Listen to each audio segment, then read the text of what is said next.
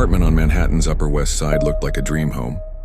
Its tall ceilings, carved moldings, and heavy doors gave it an old-world charm. But beneath its beauty lay something Rosemary Woodhouse could not name. Neighbors whispered about its strange history, strange events, unexplainable tragedies, and rooms that never seemed to grow warm no matter how bright the lights burned. Rosemary and her husband dismissed the tales as gossip. They would learn too late that the building carried its own secrets.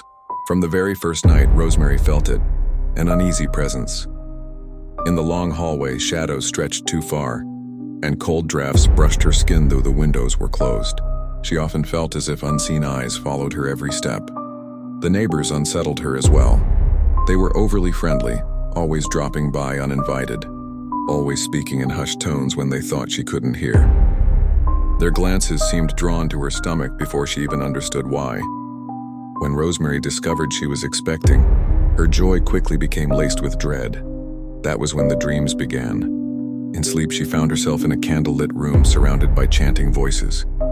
The air smelled of ash and smoke, and in the darkness, a towering figure leaned over her. She could never see its face, but its presence was suffocating, heavy, and cold. She would awaken trembling, the sound of the chant still echoing in her ears. As the months passed, she noticed unsettling changes. The baby moved inside her with startling force, not soft nudges but deliberate, unnatural motions. Sometimes, late at night, she felt scraping, as though something pressed against her from within. She told herself it was only her imagination, but strange marks began appearing on her skin where no one had touched her. The neighbors grew bolder. They entered her apartment without asking, their voices laced with cryptic assurances. "The child will be extraordinary," they whispered, "chosen." But they never explained chosen for what. Rosemary's unease deepened into fear. One stormy evening, as wind rattled the windows, Rosemary felt the atmosphere in the apartment change. She staggered toward the nursery, hoping to calm herself, only to find the room transformed. The crib she had prepared with soft sheets and toys was gone. In its place stood something ancient, etched with symbols that glowed faintly in the dim light. The air grew heavy. Shadows stretched across the walls, twisting into shapes that shifted when she looked too closely.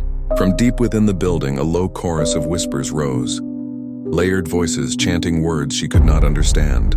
Rosemary tried to call out, but her voice dissolved into the storm outside. The child within her stirred restlessly, as though answering the voices. She sank to the floor, trembling, and in that moment she understood. This was no ordinary child. The whispers weren't celebrating a birth. They were welcoming something else. Above her, the ceiling seemed to pulse like a living heart, each rhythm shaking the walls. The neighbors' footsteps gathered in the hallway, drawing nearer, their voices blending with the chant that had haunted her dreams. Rosemary realized then the truth that froze her soul. She was never meant to be a mother. She was the vessel, the doorway, the one chosen to bring something across that should never have entered this world. And as the storm outside reached its peak, she felt it. Her baby was not hers at all.